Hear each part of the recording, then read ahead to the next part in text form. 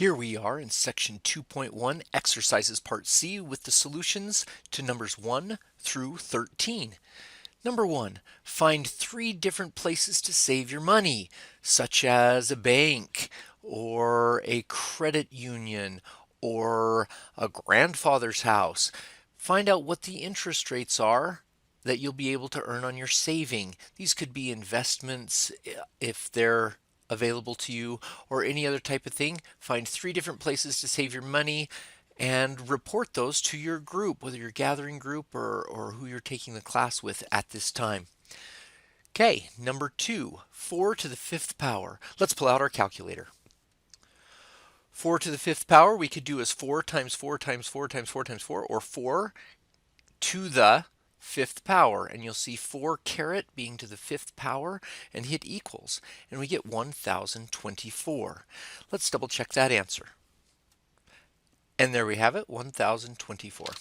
Number 3, 87 to the 2nd power, or 87 squared. So 87 to the 2nd power equals 7,569. That could have also been punched in, 87 squared to the 2nd power, just in one button all at the same time, 7,569. Let's check our answer. Oh good, 7,569. Number 4, 2.7 to the 5th power. This would be very hard to do by hand, but we can just punch it in, 2.7 to the 5th power equals 143.489, or if we rounded to the nearest hundredth, 0.49. Let's check our answer, 143.489. Number 5, 5.38 to the 2nd power, 5.38 to the 2nd power, 28.94. Let's check it, 28.944. Excellent. Number 6, 1.06 to the 25th power, 1.06 to the 25th power equals, ooh, that has a long decimal there, 4.29, 4.29 indeed. Number 7, 1.11 to the 13th power. And we get 3.88. 3.88 indeed. Number 8, fill out the table, changing from a mixed number to an improper fraction.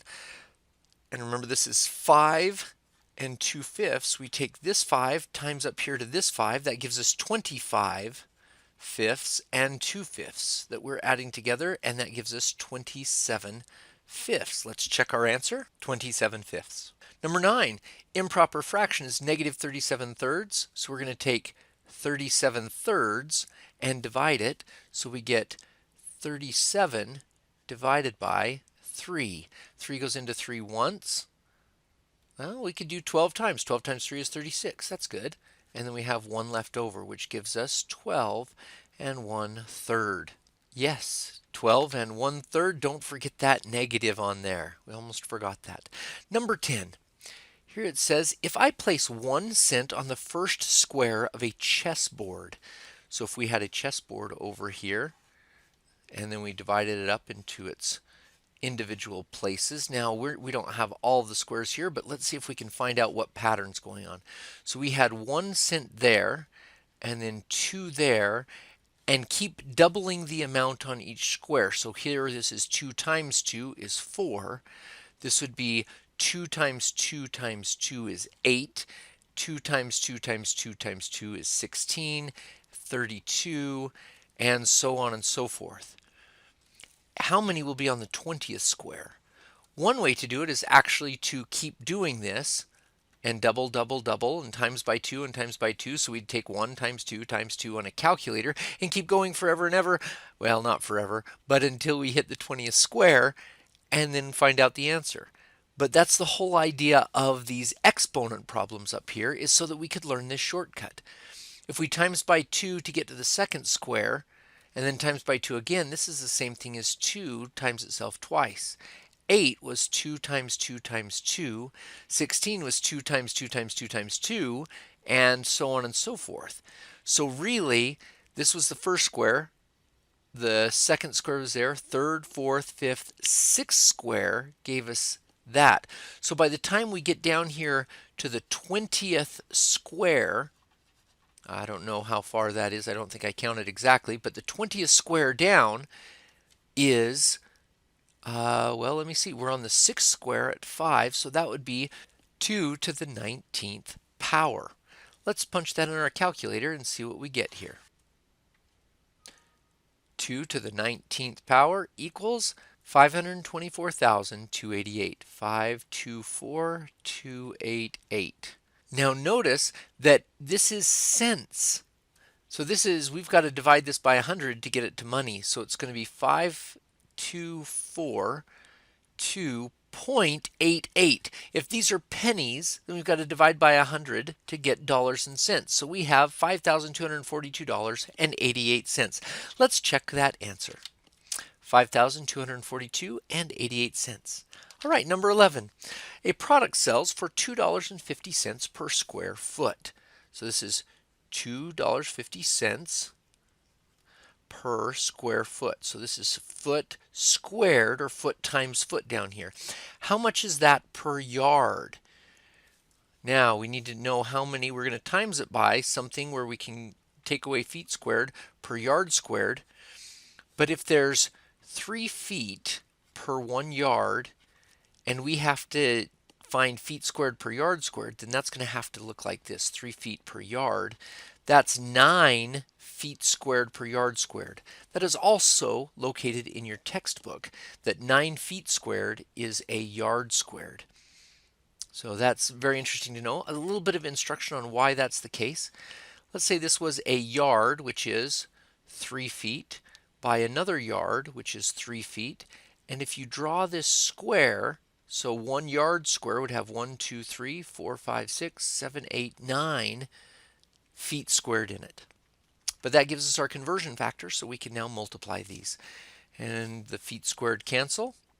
So we have 2.5 times 9 is $22.5 per yard squared. Let's double check that answer. There we go, $22.50 per square yard. Number 12. Change 400 pesos into pounds. So we're starting with 400 pesos.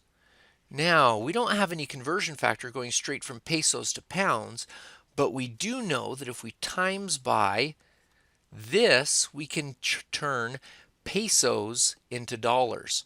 So this is $0.08 per peso. Okay, so 1 Mexican peso equals $0.08.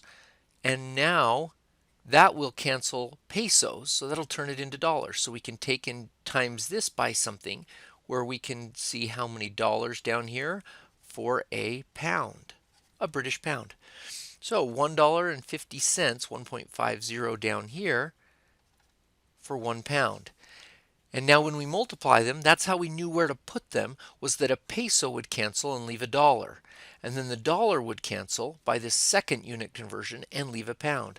So we need to take 400 times 0.08 times 1, and you can punch that in on your calculator, and you get 32, and divided by 1.5. 32 divided by 1.5 equals, and this is pounds per dollar, pounds per dollar. 32 divided by 1.5 equals 21.33. So 21.33, and yeah, pounds, British pounds. Let's double check our answer. Yep, 21.33 pounds. Okay, last one. Change 50 miles per hour, 50 miles per hour, into feet per second. So we need to change feet into, no, we need to change miles into feet first. So we're given that conversion factor right here.